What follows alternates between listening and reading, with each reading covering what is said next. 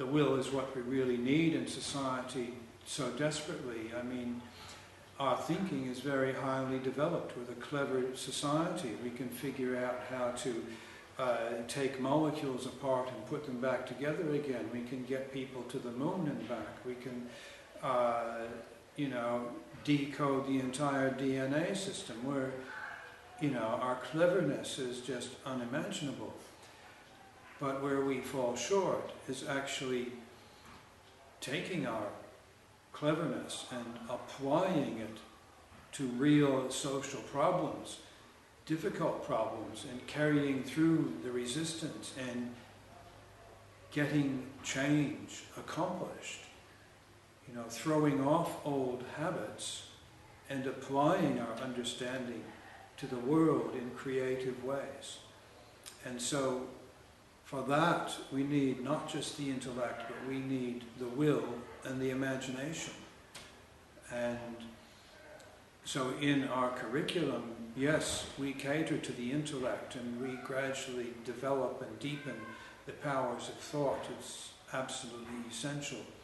But equally essential is the development of the imagination, so that people can see possibilities.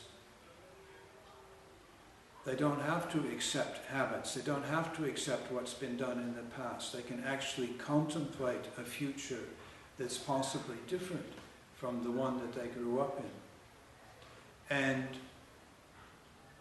also equally important, the will.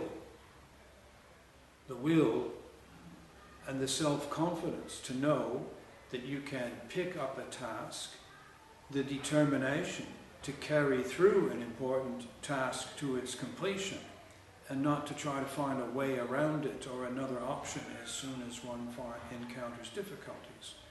One will always encounter difficulties when you're undertaking an important task, and you need to have the inner resolve and the inner fortitude not to be defeated by the difficulties, but to stay with the task and to push through. Yes, well, we do a lot of craft in the school, and the main reason for doing the craft is to develop the will. The craft begins with knitting, among other things, in class 1. And the motion of the fingers actually translates into dexterity of thinking as the children mature. So they get the artistic satisfaction of creating, completing beautiful, useful objects. But at the same time, they're preparing themselves for thought, and they're training the will. And as they encounter the physical world with physical materials and complete these tasks one after another, the will grows stronger and stronger.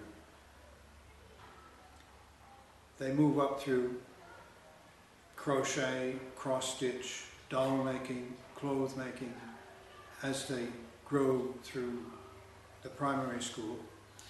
And in class 5, they begin woodwork, where they use hard steel tools, knives, and then carving gouges, as well as saws and files and so forth, to work with this hard natural material.